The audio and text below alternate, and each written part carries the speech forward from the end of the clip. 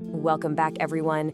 If you're the kind of person who loves to optimize your life and figure out the hidden dynamics of human behavior, well, you're in exactly the right place. Today, we're unpacking a really fascinating explainer on the psychology of respect. We're going to completely dismantle this idea that being endlessly nice automatically earns you admiration. Instead, we'll be looking at the exact real-world psychological triggers that make people instantly value your presence. Okay, let's dive into this. Here's how we're breaking it down today. First, the people pleaser trap. Then, redefining true respect, the rules of high value, 6 psychological respect tricks, and finally, mastering your inner control. We're building this from the ground up. All right, let's jump right into section 1, the people pleaser trap. So, why does being nice get you used? It's time we confront a pretty hard truth about why being endlessly accommodating actually fails you in the real world. A lot of us fall into this trap, right? This illusion that if we're just good to absolutely everyone, if we never rock the boat, people are just going to naturally respect us. But the psychological reality? It's totally different. The reality is that being quote-unquote nice all the time is basically an open invitation for people to use you. When you're constantly accommodating, you're usually hoping others will see your value. But they don't. They just see someone who's easy to manipulate. And this brilliantly illustrates the stark contrast at play here. Look at the nice person. They exhaust themselves trying to please everyone, constantly apologizing, always adjusting to fit other people's needs. Now look at the respected person. They don't apologize just for existing. They set clear standards, and most importantly, they're absolutely not afraid to drop the word no. Sure, people recognize that you're nice, but without those clear standards, they just take you for granted. Moving on to section 2, redefining true respect. Before we can start building real respect, we've got to tear down some of the massive societal misconceptions about what it actually looks like. There are some serious myths out there. A lot of people seem to think respect comes from, dominating a room by being the loudest, or being intentionally rude, or just completely ignoring others to act like you're too cool. I need you to know right now, true respect is absolutely not about volume, and it definitely isn't about cruelty. We have to break these myths before we can even touch the real psychological rules. So instead of rudeness, respect is actually built on one incredibly simple foundation: boundaries. That means setting clear standards by comfortably saying no to things you dislike without being rude about it. Saying, I don't like this, or please don't talk to me like that, or just a simple no, that isn't rudeness. It's literally the foundational boundary required for anyone to actually value you. Setting a standard isn't an act of aggression, guys. It's an act of self-preservation. Which brings us to section 3. The rules of high value. We're now entering the broader psychological laws that govern pretty much all human interaction. Rule number 1 is energy control. This is the psychological principle that people read your underlying energy and silence way more than the actual words coming out of your mouth. Think about it. When you try too hard to prove you're a good person with your words, you actually come off looking incredibly weak. But when you harness the power of silence and just a simple, calm smile, you project immense, unshakable power.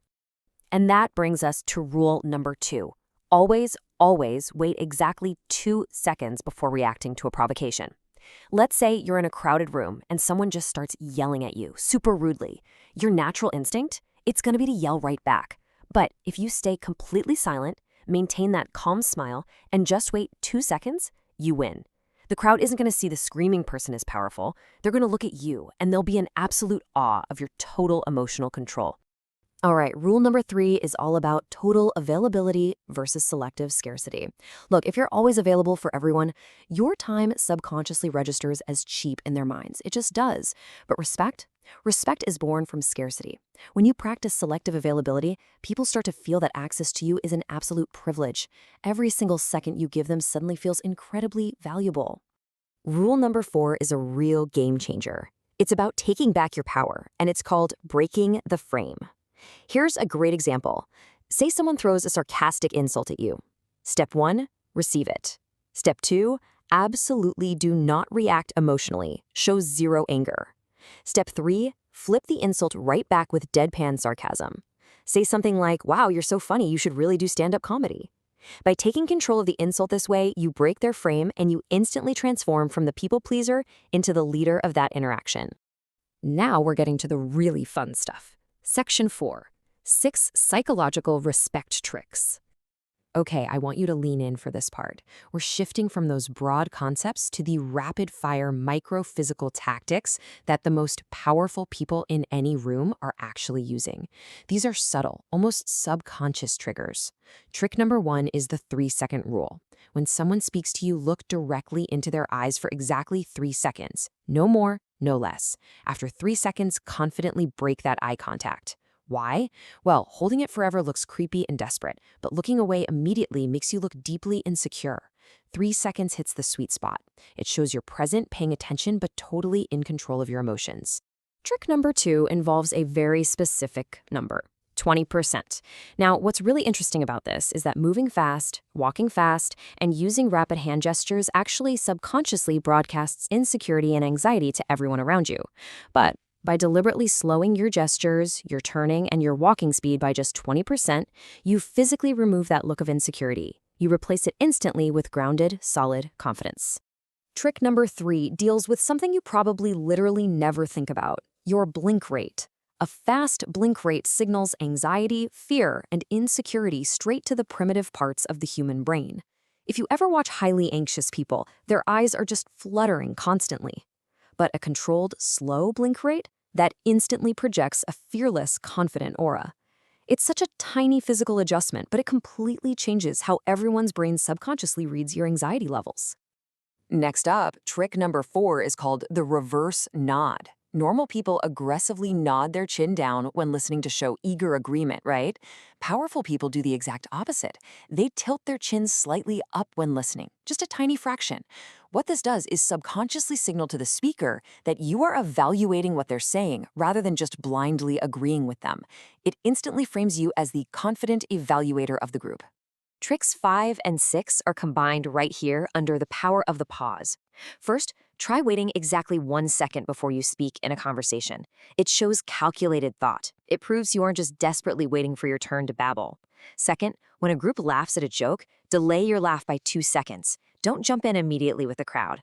These deliberate little delays prove you're independent and not easily influenced by the mob. And ironically, that independence makes the crowd want to follow you. And finally, Section 5, Mastering Your Inner Control. We've looked at all these micro tactics, but now it's time to tie them all back to the overarching philosophy of total self-control. True respect ultimately comes down to the 4 pillars of absolute control. You need control over your tone, control over your reactions, control over your smile, and control over your overall presence. Think about it. People pleasers talk the most, but powerful people, they speak less. They intimately know the immense value of their words. And because they hold back and master these 4 pillars, when they finally do speak, the whole world goes quiet just to listen. As you start implementing this, your peers are going to go through a very specific evolution.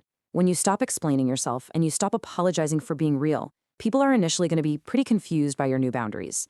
Then they'll likely get irritated by your lack of people-pleasing. But you have to push through that, because phase 3 is where they become respectful of your control. And ultimately, in phase 4, they start following your lead. I want to leave you with this core thesis derived directly from our source material today. Respect isn't demanded, it's triggered through self-control. Let that really sink in for a second. You don't have to force anyone to value you. You just have to control yourself. Which leads us right to our final question for this explainer. Ask yourself honestly, are you ready to stop explaining yourself and start controlling your presence? The tools are all right here. The psychology is totally proven. It's entirely up to you to flip the script now. Thank you so much for diving into this with me today, and I challenge you, test just one of these micro tricks tomorrow. Just one. See what happens.